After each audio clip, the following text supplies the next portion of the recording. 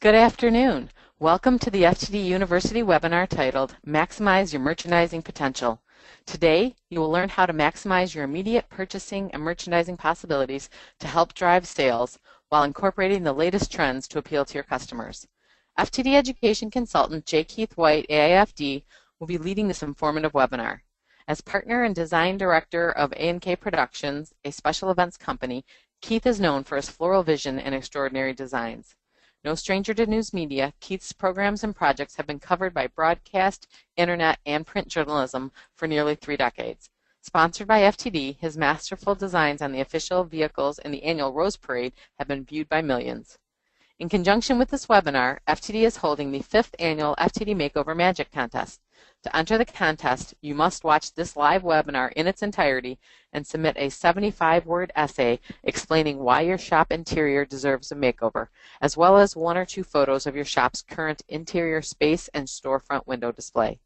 All submissions must be sent to floristrelations@ftdi.com by midnight Pacific Time tomorrow, August 17th, 2016. The contest winner receives a store makeover valued at $10,000. You can view the official contest rules at www.ftdi.com/makeover. Once Keith is finished with his presentation, we will open the webinar up for questions. So if you have a question, simply type it in that question box on the upper right side of your screen. And please feel free to submit your questions during the presentation, and we'll hold them until the Q&A portion of the webinar at the end. So without further ado, I would like to turn the call over to Keith to begin the webinar. Keith? Thank you, Janet, so much, and welcome to Maximizing Your Merchandise Potential. Again, Janet said 5th annual. It's hard to believe that we've done 5 makeovers already, and very excited to have the attendees today listening in not only for your everyday merchandising needs, but also for the contest and your chance to win a magic makeover. It's a lot of fun, and when you get into merchandising, we want to take a quick poll because I am going to review the American Floral Trends forecast for 2016-2017. So, Janet, do you want to take a quick poll of how familiar people are with the American Floral Trends forecast 2016-2017? If you'll just answer yes or no to those. Great. We've got the poll up there right now, Keith. How familiar are you with that 2016-2017 American Floral Trends forecast? So please select very familiar, somewhat familiar, not very familiar, or you have not seen it at all. And we'll just take a quick few seconds to give everybody a chance to answer that poll question. Sure. So and select your answer and submit it. And just to give you a brief overview, this is the With Florist Review. It's the 7th biennial edition, so it's produced every 2 years for floral professionals. All righty.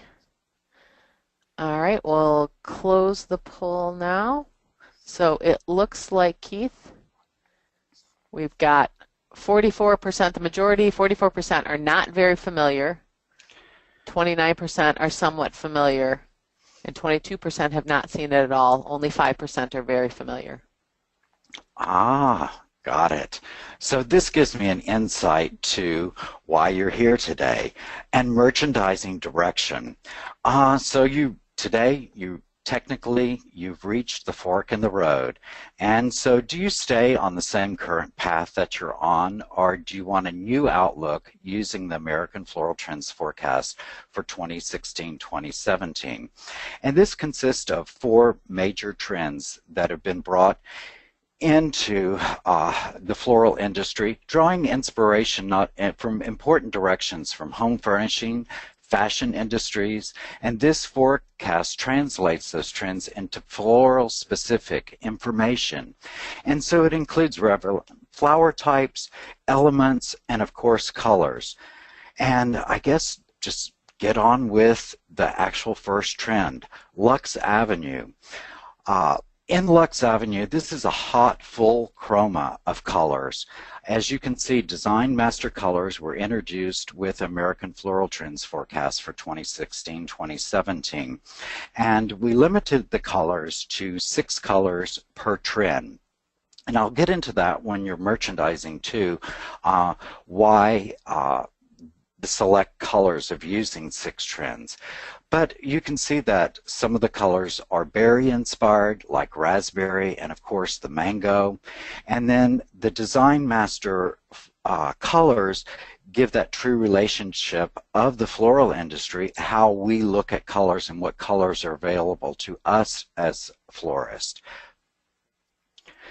In Botanicals, we have primary florals, which are full, lush, luxurious, exuberant in form and color. The key items here, artisan roses, hydrangeas, maybe the mini callas, of course the ever-popular Phalaenopsis orchid, but not in white, and the purple, bright fuchsia tones. And then some interesting items thrown in like the pincushion protea, and back to the classic boxwood. And when I mention classic, elements that are brought into into the Luxe Avenue are modern forms, but also classic motifs like Asian accents. And you'll look at this and say, I see what's happening in the element photographs, but luxurious fabrics are also part of this look, with distinctive sheens like silks, patent leather, and then of course the gold textured metallics are very key in bringing in metals, because everybody has to put a metal with a trend. So when you're looking at golds, which are ever so popular, think of these not only in the bright brilliant, but think of brassy and aged patina. So now we're seeing mixed metals, but only gold, but in mixed finishes brought into this.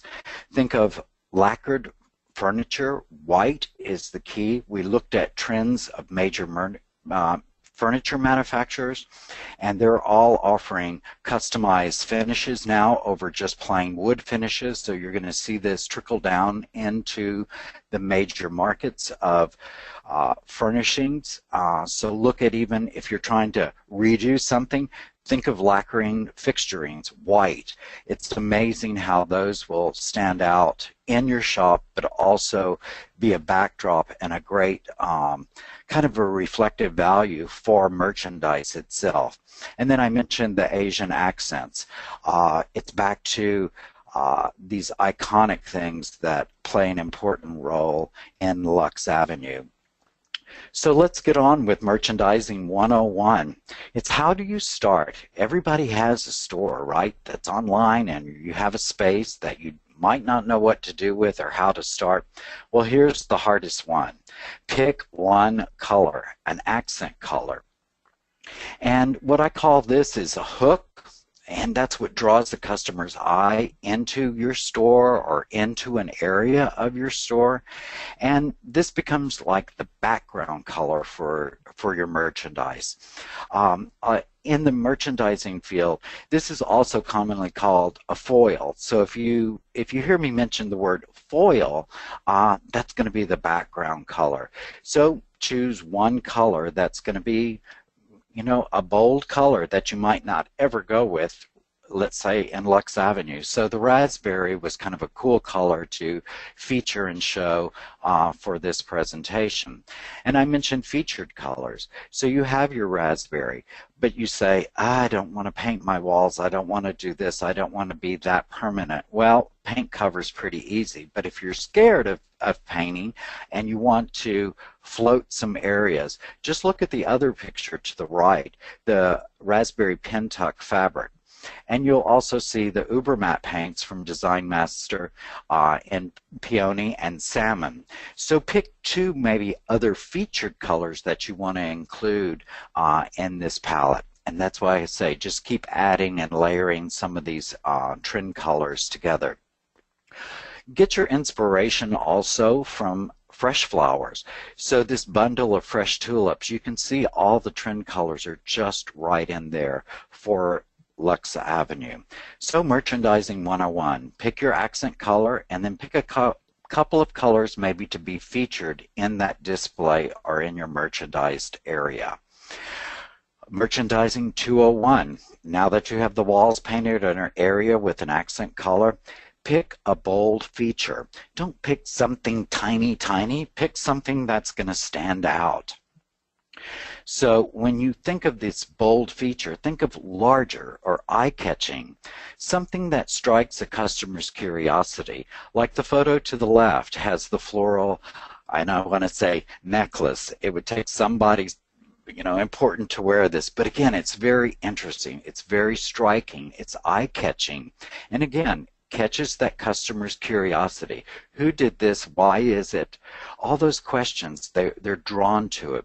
As you can see, this particular palette in Luxe Avenue, even though the mannequin form is white, the floral materials are never white in Luxe Avenue. It's only the background, again, or that foil. That white works so well in accent materials and elements that are brought into it. So you have these bold features showcased, but they all have to tell a story. And it's like writing an article. You need to know who, what, when, where, and why. It's pure storytelling. So in the picture to the right-hand side, you can tell I'm telling a story with birds. We have bird prints, we have the bird house, we have the bird nest, we have the bird on the stand, the bird cabinet. When you focus in these items and group like items together, this really focuses in and gives your merchandise that potential to sell. It shows features of birds. And so if people are attracted to birds, they're going to be attracted to this particular setting. And I think that's one of the things also is people are always looking at placements of materials. So merchandising 301, now that you have your group of materials together, it's how to place them. And so with the photograph to the left, you can see a placement of materials brought together. And what I like to call like items, and it's by color or by assortment of textures, and again, price points. Show the best and sell the rest. It's in a video that I've done with FTD online, and that's a real motto that you need to use, is show the best and sell the rest. A lot of people will go for the big. You want that eye-catching piece, and you want to have something for everyone also in your placement of merchandise. So as you can see on the photograph from the left, I've grouped like items together, meaning white items. So I have the white tulips, the white hydrangea, the white allium, along with the Dusty Miller and some eucalyptus, but also notice a couple of the containers that are being placed, or use containers to elevate merchandise. You want to have merchandise at different levels. It catches your eye different when you use either some type of block or some type of riser to bring these materials up, and this showcases your merchandise really well. Don't crowd things too much. Give them a little bit of breathing space, and then again, the customer is drawn to it a lot better when there is that little bit of breathing space. Again, you can see the white fixturing I talked about lacquering white. It works very well, and using the background or foil color of raspberry on the wall. Here, again, the Asian accent, the 4 little prints that are being brought to the background of this. So people are always concerned with trends too. It's trendy? No, these are very substantial trends that are brought again for floral professionals. And when I mentioned grouping earlier too, about grouping materials together, you say, I don't have the space, or you can have a big space, but group like materials together, like all the orchids on the photograph on the right-hand side.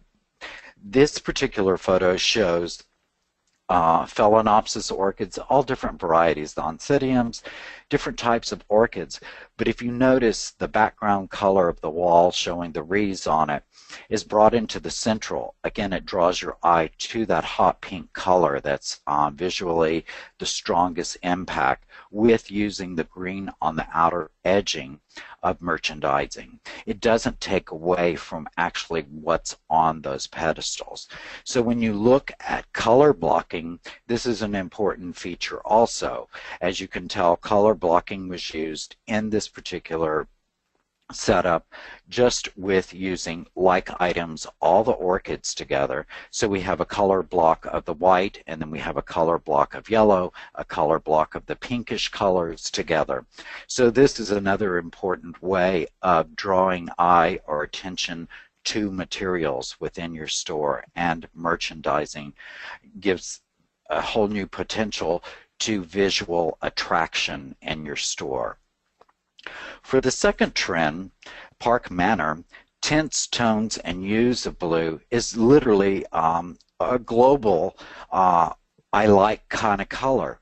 But you'll notice with Park Manor, Lake was introduced, which is one of the deepest, darkest, and I want to say midnight kind of blues.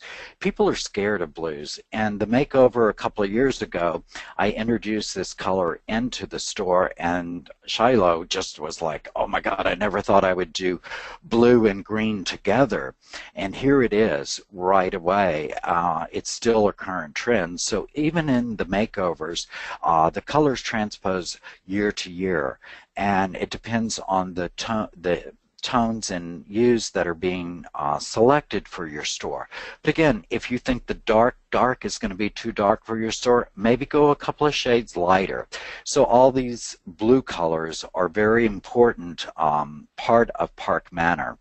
Park Manor when you're choosing and picking colors.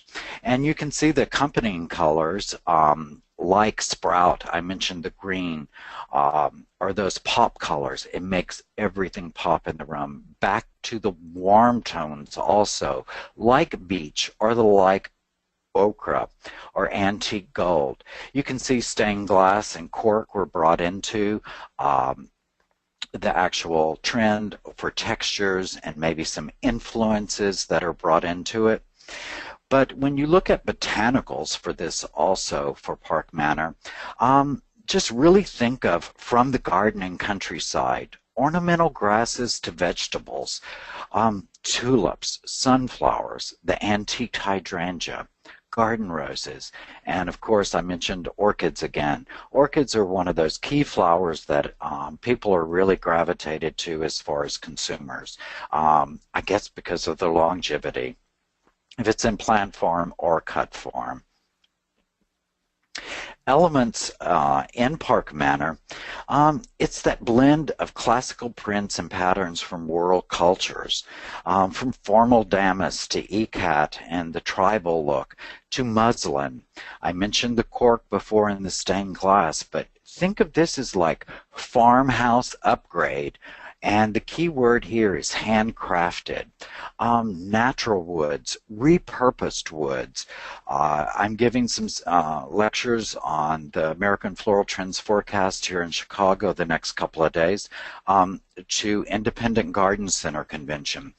And really in Philadelphia a couple of weeks ago at the same convention, gardeners were really drawn to this look. And it might be because it has that casual look to it, but also that nature inspired, which is so popular now, and gathering of flowers and looking at flowers.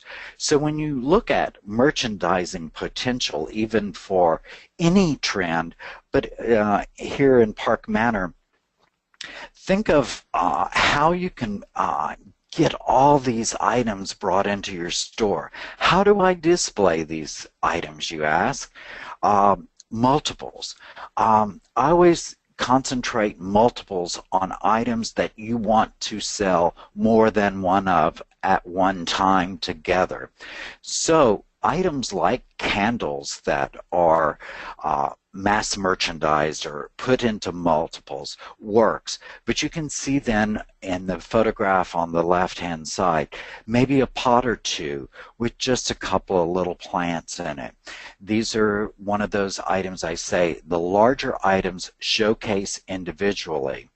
When you're trying to really maximize your potential in merchandising, if you have these larger items and people only see two on a shelf, they think, I better buy it because this is all they have. You might have 200 in the back room, or these might truly be the only two available. But when people see less on a shelf, they're more in tune to purchase that one item than when they see multiples of larger items. Oh, well, they have bunches of these. I'll come back another day. Well, no, you want them to make that purchase today. So be aware of putting those larger items or even medium-sized items. Put a few out at a time, and this will increase your sales value of the item looks like it's there for sale, and it becomes more of a specialty item compared to candles or other smaller, even like bud vase items or vases that might be brought into play using that single item purchasing thing.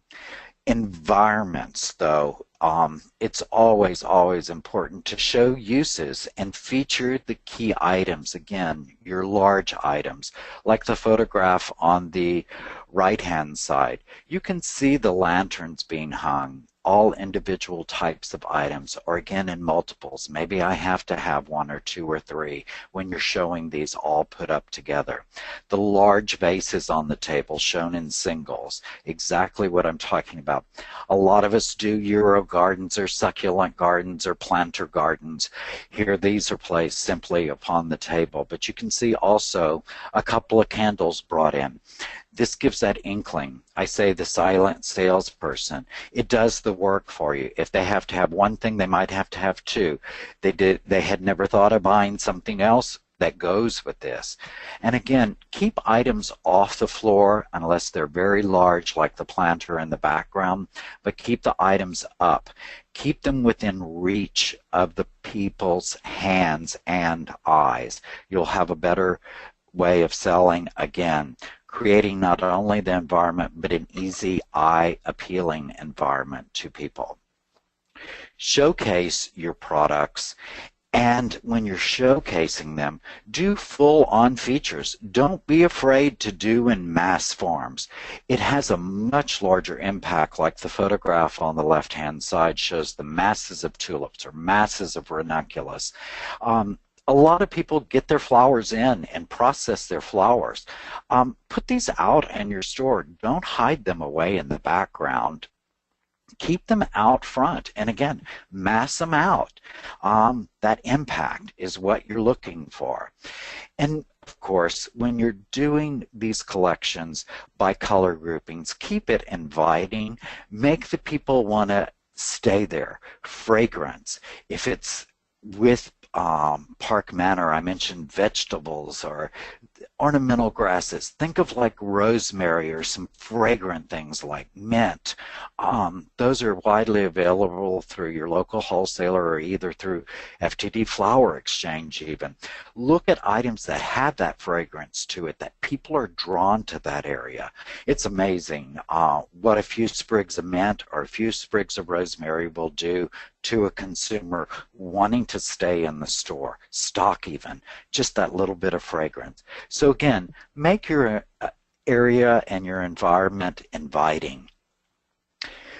Our third feature is Pearl Lane. And for Pearl Lane, muted and washed out, and these have an accent, you know, like again, wash pewter, aged silvers, but look at the color selections that we've used through Design Master Colors versus Pantone Colors of the Year. American Floral Trends Forecast 2016 was already at the printer when we picked and choose the colors for Pearl Lane, which you can see Perfect Pink and Sky Blue, and Pantone's Colors of the Year for 2016 were Serenity, which is the blue, and Rose Quartz. We actually took the paint can lids against Rose Quartz. So stone and texturing are very important. It's kind of that yin and yang. I call it burlap and velvet go together. So when you look at Pearl Lane as a trend, this fits into a lot of florists and floral friendly also for many, many stores. And it has that retro vintage feel to it, and it's mid-century, and it just is a span of styles, from homespun to casual, and I want to say funky, to that very formal, elegant feeling that can be achieved using these Pearl Lane colors. So when you think of botanicals also, think of traditional garden flowers, line, mass, and farm flowers, like stock for your line, hydrangeas for your masses, garden roses, and you see garden roses brought into many of these trends, which are ever so popular these days. Gerbers and mini gerbers. There's so many new varieties of the mini gerbers with the bi and tricolors, and of course for foliages, Dusty Miller. What would we do if a bride didn't walk in and didn't want Dusty Miller in her wedding these days? So when you look at elements, I mentioned the stone quartz already, stone and quartz, hammered metals. Look at the containers in the photograph, and you can see even the old hobnail pattern, that retro finishes, and again, the finish is very key to this look. It's the frosted and translucent look. So gather your merchandise. Hey, you might have some of the originals back from the 40s and 50s still on a back shelf collecting dust. Melt glass could work in here too. So think of those frosted translucent materials that can be brought together. And I mentioned linen, lace, pearls, and crystals. So how do you apply these trends? Well, think of what you do, and events are kind of one of those things. Yes, weddings fall under events. So it's really one of those key colorations I mentioned. It's most popular for weddings, showing up all over the board this year and into next year. So showcase what you offer and can offer to people. So if it's events, do a whole merchandising with this particular Pearl Lane for an event, wedding. But again, never ever forget about cross merchandising, and that brings this merchandise into the holiday. So it brings in basic items, vases, containers. It does not necessarily pertain to a Christmas tree, or how can you do these fixturings or furnishings brought into a holiday setting. Think of it for an at-home feeling. Make people feel comfortable around it. Yes, you can live with it, you can feel it, you can touch it when you're doing that. So also with the FTD Magic Makeover, and I want to kind of review what was done in 2015 and how even you attending today can look at your store and look at what you have to work with just the 3 trends we've covered so far. Is just kind of to review it all already, is the inspiration. So far, I'm sure some of you have been inspired by maybe the trend color that were pulled together, or the elements, or the botanicals even. But you have to have some sort of springboard or that inspiration to give you that trend or style that you want to keep for your store or an area within your store. So with the makeover last year, we chose some of the different inspirations, but we chose to a look or an environment for that particular store, which I mentioned in 101 merchandising. And you want to pick that accent color. So we chose the purples and kind of the fuchsia colors to go with. Also, in the photograph from the left, I looked at the merchandise they had and what she wanted to go with and expand with, if it was containers or candle lines. Katie really had this more homespun feeling or country feeling to it. So that photograph was an inspiration. Then also the photograph to the right-hand side with all the groupings of beautiful floral materials pulled together. In the particular store, I wanted her to have an environment that showcased the flowers like I was talking about in the previous slides with those tulips. I wanted her to have bold features, attractions that would attract the customers, and also an open design department. So many of us have all the designers packed in the back room. Our flowers are hidden in the back room. One of my key features these days is to try to bring all that out into the open. You think, oh my God, we create such a mess, but it can be controlled. So looking at the Wildflower, Florist, and Coffee House was the key. Before and after, it wasn't just a florist I was dealing with a coffee house. The building was from the late 1880s, 1890s, up in and so with Katie, this was actually created. The building was built as a pharmacy. It was so incredible. It had all its original built-in shelvings you can see in the after pictures. But this is what people used to walk into the store. On the left-hand side upper photograph was just a mishmash of nostalgic stuff. So when I looked at the counters and the cases, the glass doors moved. So we put nostalgia behind glass and displayed some items in there, and that was basically the display windows. So if you don't, you have to think outside the box sometimes. If you don't have that display window, how can I create these displays within our store? So we created wonderful displays behind glass and the cabinets, and as you can see, used multiples of items if it was fragrances or candles or other items that were being brought into the store. And again, a comfortable seating area for people for the coffee house. For the right-hand side before and after photographs, you have to look at seating areas also. I brought in a leather love seat with a couple of the purple velour chairs, the velvet that was in there, hung it was a great chandelier. I wish I had a wonderful, it's on the website, but anyway, a chandelier I created with mason jars and a bicycle wheel, and this became her area for consultation. So again, you might want to think outside the box. A lot of people at a table and 4 chairs, we've all seen it, we've all done it. This kind of consultation area gives people even a more relaxed feeling. So not only merchandising your product and vases and everything else you have in your store, look around at your store, and again, that inviting part of the store is how to make people feel at ease in your store itself, just by putting this simple seating area together. Worked for Katie.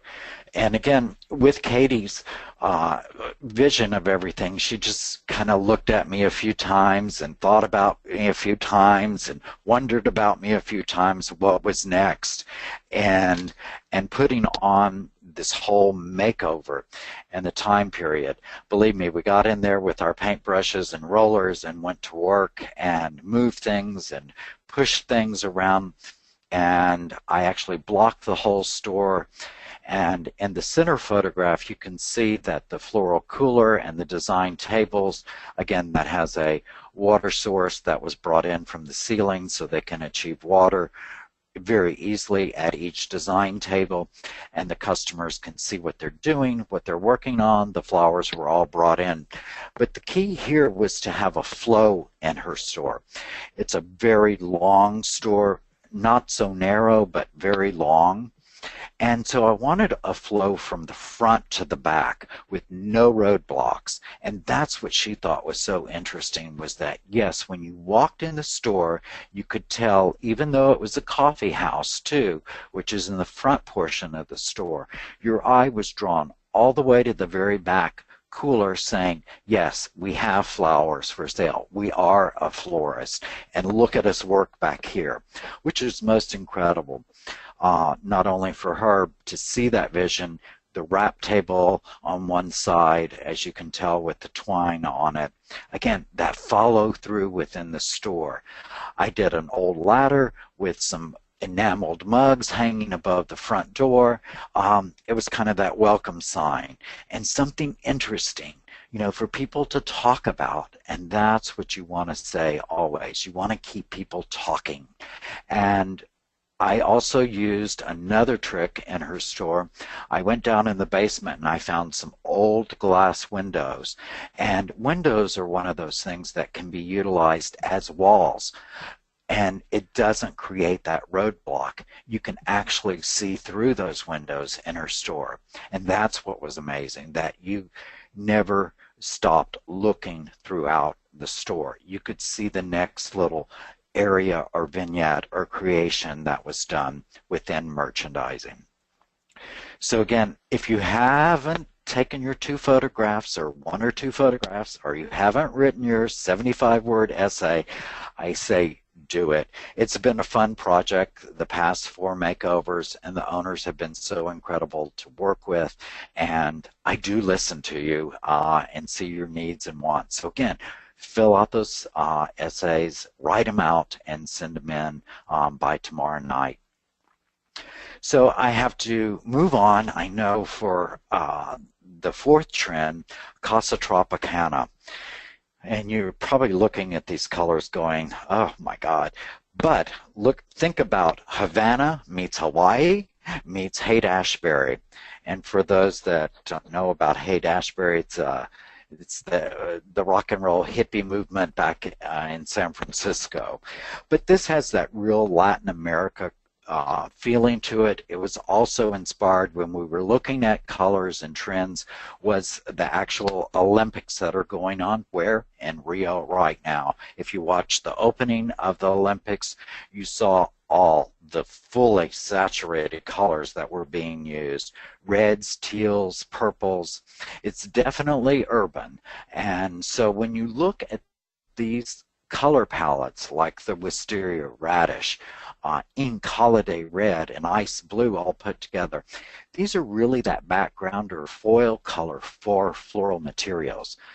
And I have to mention that bluegrass was one of the colors that were developed specifically for American Floral Trends Forecast through Design Master, which is the teal color. And Botanicals. This one is incredible. I could just stare at this photograph for literally hours. And so think of it as mass and farm flowers in that full spectrum of bold, bright hues. You see, I didn't color match flowers, so it's how you use these trend colors with floral materials and other merchandise that goes with it, the hard goods. So it's a medley of flower types is the crucial part to this look. And again, that fully saturated coloration. So look at the photograph and just envision the zinnias next to the succulents, lisianthus, orchids. Again, orchids that are in different colors, the yellow, brightly colored gerbers and stalk, along with sunflowers. Sunflower brings in, and the yellow callas and the yellow orchids bring in that brightness. It's not a true color that's being put into one of the 6 colors of the actual Casa Tropicana look, but it's one of those colors that works with it. So that's where the carefulness comes in and merchandising. How much do you put in of each one of these colors? So when you also look at elements of Casa Tropicana, you're looking at the floral prints, and I mentioned flower on flower on flower. So floral prints, no matter if they have a light background or a dark background, think about flowers that go together. Once this was published, Louis Vuitton, Gucci, all the major fashion houses, all the ads in magazines were, you open that first or second page with those, and you started seeing all these floral prints being put together. So we thought at first Casa Tropicana was going to be one of those influences that might not be quite as strong or might not catch on, and it deemed to be one of the ones that was the hottest one.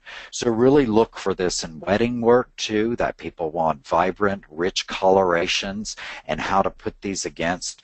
So the next person that walks in and has that teal dress, put these floral collections together. So not only do the trends help you in merchandising, they also help you in selling your merchandise or selling your services. So look at also the elements in here. You want to look at aged metals like zinc, brings in that dark shading. Even the rustic works. But eco-friendly is another word, and that's where the Olympics I have to bring back into fact.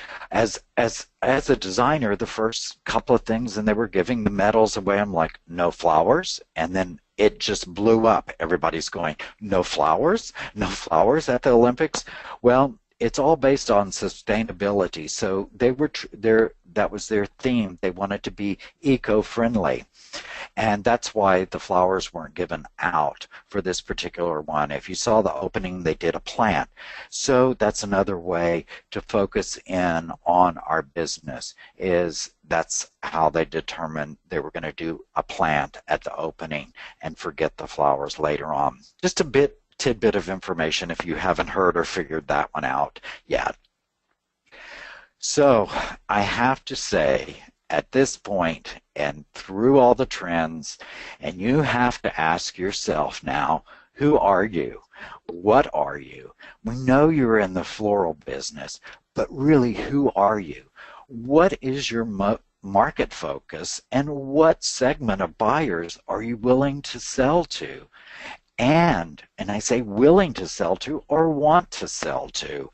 That is the key, is who are you selling to, and who do you want to sell to with the merchandise that you currently have in your store. So after reviewing the trends, you might change your direction a little bit. So if you do change your direction, or you want to change your direction, and you should change your direction, is to follow through from top to bottom. And I say that because it's the brick and mortar, your store that you're in, but your website also. So you want to make sure everything has a cohesive look to it. This brings you into what you truly are, and you are a specialty type of store. No matter how small or how large you may be, you become that specialty shop that becomes a destination, a go-to place. And this age and time, with everything online, everything so digital, you want to be able to bring those people into your new environment. So if it's a great environment to be in, people will come. It's that old saying, build it and they'll come. So I mentioned about specialty and how to focus in on that. You have the potential, so now just put it to use. And through some of the lectures and seminars that I've attended recently, I've heard DIY, do it yourself, is gone. That's so yesterday. It's do it for me is what people want now. And what better terminology for us as floral designers and flower shops is do it for me. They want it done for them, and that's what we're good at doing. So when you are specializing in this, feature your best again. And you want that word of mouth, which includes Twitter and Facebook. And you want people to say, oh, they're known for ... You know, make yourself be the best and be special. And never, ever overlook signage. This is that silent salesperson working again. It's education for you, for your employees, for your salespeople, but education for the consumer that's there purchasing it. There's nothing worse than going into store without anything priced, so price your items. Use signage to have either sales or something's on special. Never have things that are so clearanced out. Have it as a special price. This can give you ways of doing signage for varieties, maybe a description of the products that you're featuring, and again, the offers that you're featuring. If you follow these simple little rules and just, again, it's that follow through with it, you can maximize your merchandising potential. So I must thank, again, Florist Review and the sponsorship for American Floral Trends Forecast 2016-2017. The sponsors were the California Cut Flower Commission, Design Master Color Tool, Lion Ribbon Company, NAPCO, and Smithers Oasis Company. Also, one more time, and Janet might mention this again, please send in your 75-word essay and why your shop deserves an interior makeover, 1 or 2 photographs of your shop's interior space and storefront window display. We're all about seeing a lot of it. Don't take pretty pictures, I tell people. Show us what it is. Don't be embarrassed. These other stores we've done, oh my God, we've gone in there and they're so happy at the end and are really proud of their stores once we leave. And again, if you're not the winner, take my advice and take some of the things you've learned today and put them to use. But again, remember, all your submissions must be in by tomorrow, August the 17th at midnight. And the store makeover is valued at $10,000. And now I'll turn it back over to an open panel and questions. If you don't get your question in or you're afraid to ask it, there's my personal email, jkeithonline@att.net. You're welcome to send me a question. I'll be glad to answer it via email. Handouts are available for this particular webinar, plus many others, at the ftdi.com/FTD University/webinar materials.htm. And also this webinar, plus all the other previous webinars from FTD, are available at the ftduniversity.com. And I hope you take advantage of all the educational materials at no cost to you to review at any point in time of the day for you. So again, thank you for joining in today and listening to maximize your merchandise potential. We'll open the panel now for questions. Janet? Hey, Keith, thank you for sharing a lot of great information with us today. As Keith mentioned, we're now open for questions. So if you have a question, simply type it in the question box on the upper right side of your screen. And we do have a question from Linda. She wants to know what your thoughts, Keith, are on a black background in display coolers. Black backgrounds in display coolers are fine.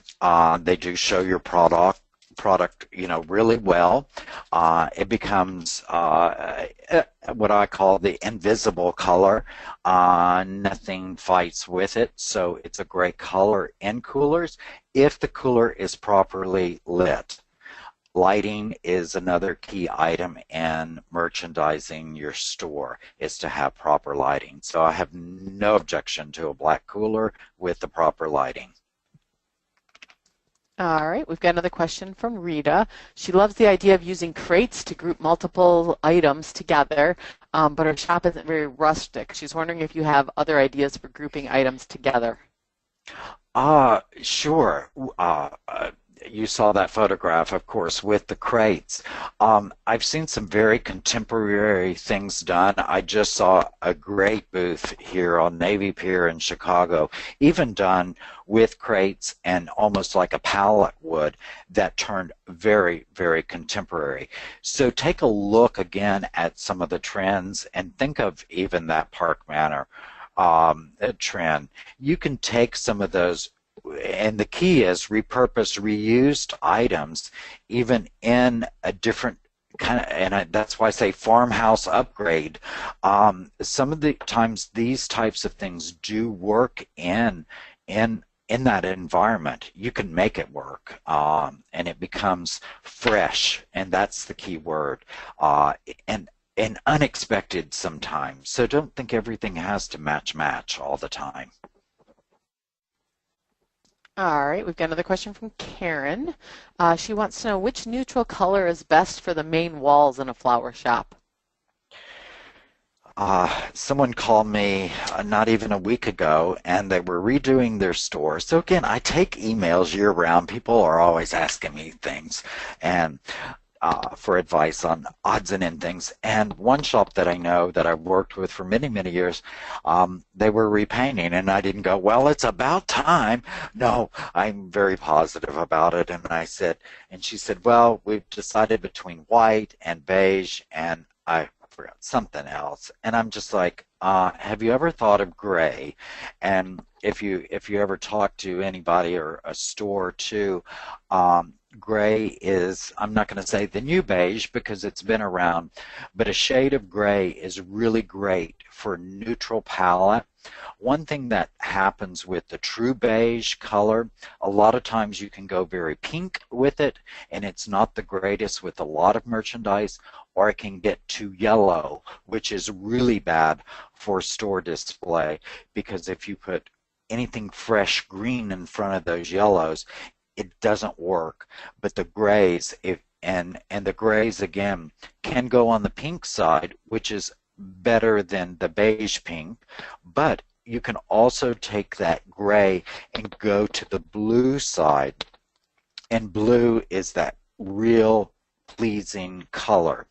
And that's what the shop did that called me. She goes, thank you. She was like, I never would have picked gray, and I picked the perfect gray for her. And again, the first makeover we did with Bonnie at Luther's Florist, that shop was actually painted, the paint color was called elephant skin.